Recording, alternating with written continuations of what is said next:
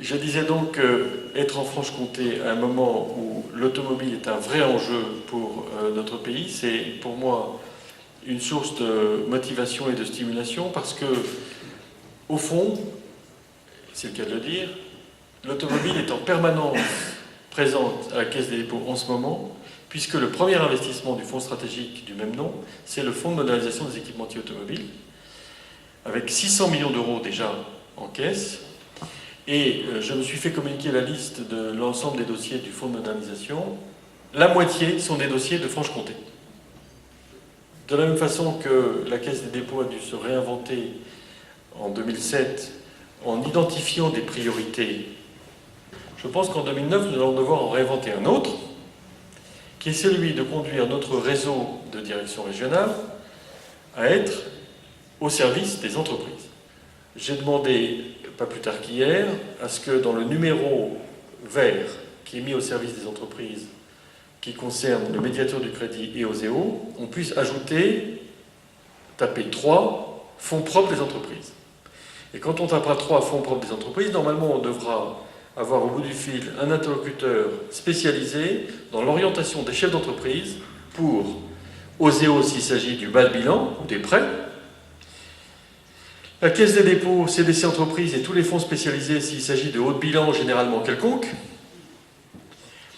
tous les réseaux d'amorçage, comme le réseau Entreprendre pour les jeunes créateurs d'entreprises, si c'est le besoin, et puis, pour les entreprises qui vraiment le justifieraient, le FSI.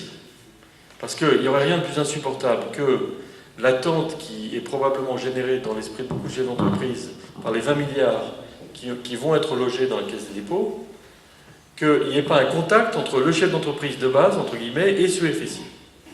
Et donc, de la même façon que nous avions un peu anticipé en mettant en place les plateformes d'orientation des entreprises avec les services de l'État, OSEO, probablement les chambres consulaires, enfin, dans chaque région, on a un petit peu adapté.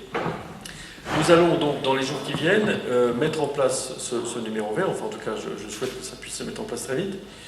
Et je pense que vous, direction régionale, vous allez devoir accélérer la mise en réseau avec OSEO, les services de l'État, etc., de façon à ce que véritablement, il n'y ait pas un chef d'entreprise qui puisse dire qu'il n'a pas pu poser sa question. Ensuite, je ne peux pas garantir une réponse positive, mais ça, personne ne peut le faire. Je veux simplement vous remercier d'être tous ici à notre invitation, parce que je crois qu'en étant présent, vous avez compris que notre institution, qui existe depuis 193 ans, tire sa fierté et sa force de la discrétion et de l'opiniâtreté de ses serviteurs. Mais ça n'est pas parce que nous sommes discrets et que parfois on se demande un peu pourquoi nous sommes là, parce que souvent on se dit mais que vient faire la Caisse des dépôts ici? Elle est partout, on a l'impression que c'est une espèce de pieuvre polymorphe qui n'aurait pas de personnalité. Non, notre personnalité, elle est incarnée dans un directeur régional qui me représente dans l'intégralité de mes activités, y compris le Fonds stratégique d'investissement. Je vous le dis parce que pour tous ceux qui voudraient savoir quelle est la tête qui répond du Fonds stratégique d'investissement, au niveau national, c'est votre serviteur, et au niveau régional, c'est M. Guérin. Donc s'il y a une tête à promouvoir, c'est la vôtre.